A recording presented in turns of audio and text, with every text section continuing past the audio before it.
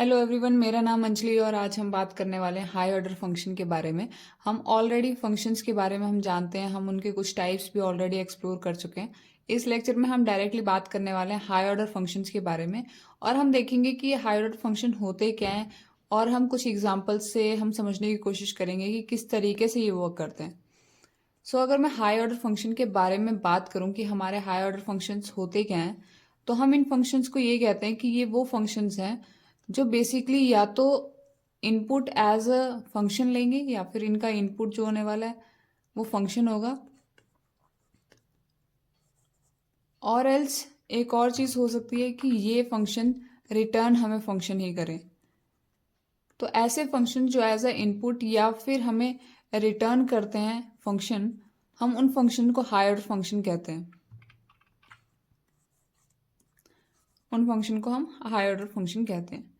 अगर मैं इसके कुछ एग्जांपल्स अगर कहना चाहूँ कि अगर आप एग्जांपल्स देखें कि ऐसे कौन से फंक्शंस हैं, तो यहाँ पर हमारे कुछ एग्जांपल्स भी हो जाते हैं। जैसे कि हम फिल्टर का यूज़ करते हैं, हम लोग रिड्यूस का यूज़ करते हैं। ये कुछ ऑलरेडी बिल्ट इन फंक्शंस हैं जो एज अ फंक्शन जो है वो इनपुट लेते हैं या फिर वो रिटर्न हमें फंक्शन ही करेंगे।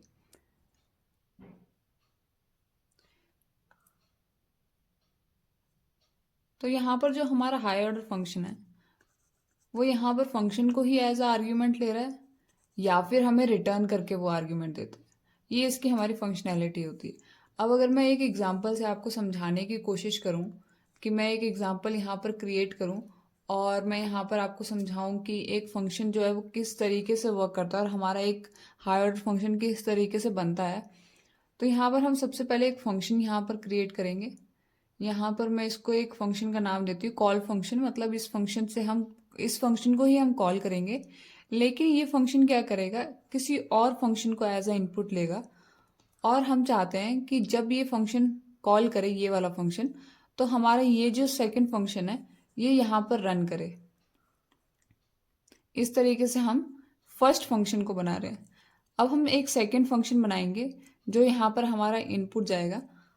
हम उस फंक्शन के लिए क्या करेंगे, हम चाहते हैं कि जब इस फंक्शन को कॉल किया जाए तो यहाँ पर एक फंक्शन हो जो हमें हेलो ग्रीट करे। तो हम एक हेलो के नाम से फंक्शन बनाना चाहते हैं। तो यहाँ पर ये जो हम फंक्शन यहाँ पर हेलो के लिए बना रहे हैं, हम चाहते हैं कि जब हम इस फंक्शन को कॉल करें तो ये कोई आर्ग्यूमेंट नहीं लेगा, लेकिन ये यहाँ पर हमें प्रिंट करके दे हेलो। यहाँ पर हम हेलो लिख देते हैं, ये हमें प्रिंट करके आउटपुट आना चाहिए। तो हमने यहाँ क्या किया, एक फंक्शन हमने यहाँ पर बनाया, दूसरा फंक्शन हमने यहाँ पर क्रिएट किया और अब हम चाहते हैं कि जब ये फंक्शन यहाँ पर कॉल हो तो यहाँ पर ये सेकेंड फंक्शन को एज ए इनपुट ले और जो भी उसके अंदर स्टेटमेंट्स हैं उनको रन करे। इस तरीके का हमने फंक्शन यहाँ पर बनाया है और हम यहाँ पर अब इस फंक्शन को फर्स्ट फंक्शन को कॉल करेंगे और यहाँ पर हम नेम यूज़ कर लेते हैं कॉल अंडरस्कोर फंक्शन। अब हमने फंक्शन को भी कॉल कर दिया और यहाँ पर जब हमने फंक्शन को कॉल किया तो ये फंक्शन को ही एज ए इनपुट लेगा। तो यहाँ पर हमने आर्ग्यूमेंट के लिए सेकंड वाला फंक्शन जो है वो एज अ आर्ग्यूमेंट पास कर दिया और अब ये फंक्शन जो है वो रन करना चाहिए। ठीक है, यहाँ पर अब हमारा प्रिंट होके क्या आउटपुट आना चाहिए हम वो देख लेते हैं। तो यहाँ पर हमारा आउटपुट जो होगा वो हमारा हेलो आना चाहिए। अब इसकी वर्किंग में समझाऊं तो आप थोड़ा ध्यान से देखना कि यहाँ पर हुआ क्या, कि यहाँ पर हमने सबसे पहले एक फंक्शन बनाया जिसके अंदर एक आर्ग्यूमेंट जो है वो एक फंक्शन ही पास होगा और हम चाहते हैं कि जब हम इस वाले फंक्शन को कॉल करें तो यहाँ हमारा सेकंड फंक्शन के अंदर की जो भी स्टेटमेंट्स हैं वो यहाँ पर रन करनी चाहिए। अब यहाँ पर रन तो तब करेगी जब ये फंक्शन क्रिएटेड होगा। तो हमने क्या किया, हमने एक सेकंड फंक्शन यहाँ पर क्रिएट किया और हमने कहा कि जब ये फंक्शन को हम यहाँ पर एज अ आर्ग्यूमेंट यहाँ जब पास करेंगे तो यहाँ पर ये स्टेटमेंट जो है वो रन करनी चाहिए। अब इस स्टेटमेंट को रन करने के लिए हमने फर्स्ट फंक्शन को कॉल किया और फर्स्ट फंक्शन को कॉल करते टाइम सेकंड फंक्शन को एज अ इनपुट पास कर दिया। तो अब यहाँ पर होगा क्या, फर्स्ट फंक्शन कॉल होगा और यहाँ पर फर्स्ट फंक्शन को यहाँ पर आर्ग्यूमेंट पास होगा सेकंड फंक्शन और वही फंक्शन जो है वो यहाँ पर रन करेगा।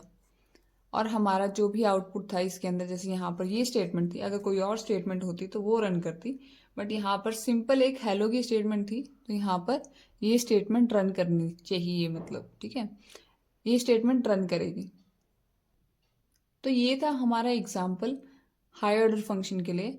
अब हम इसको विजुअल स्टूडियो पे भी देखते हैं कि क्या ये फंक्शन जेन्युइनली रन करता है या नहीं करता।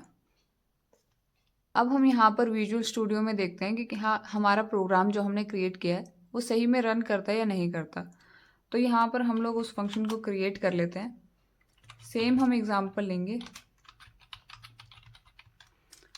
और हम यहाँ पर सेकेंड एक फंक्शन बनाएंगे जो हम यहाँ पर एज ए इनपुट लेना चाहते हैं, और हम चाहते हैं कि जब ये फंक्शन जो भी हमारा इनपुट फंक्शन हो वो हमारा फंक्शन जो है वो रन करना चाहिए। तो हम सेम ही फंक्शन को फंक्शन के अंदर ही रन कर रहे हैं। और अब हम सेकंड फंक्शन बनाएंगे जो हमें हेलो प्रिंट करने के लिए हमने क्रिएट किया था।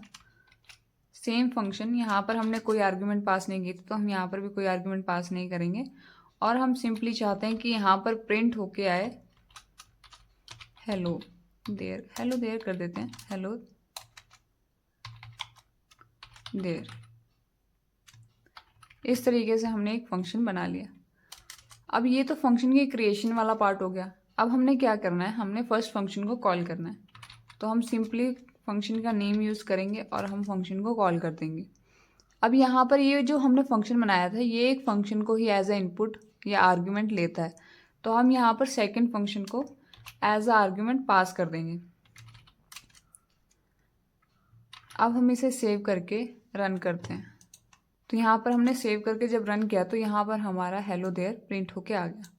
तो इस तरीके से हमारा हाई ऑर्डर फंक्शन जो है वो वर्क करता है। Hope you enjoyed the lecture and gained some knowledge. Make sure you subscribe and drop a heart in the comment. See you in the next video. Till then, take care.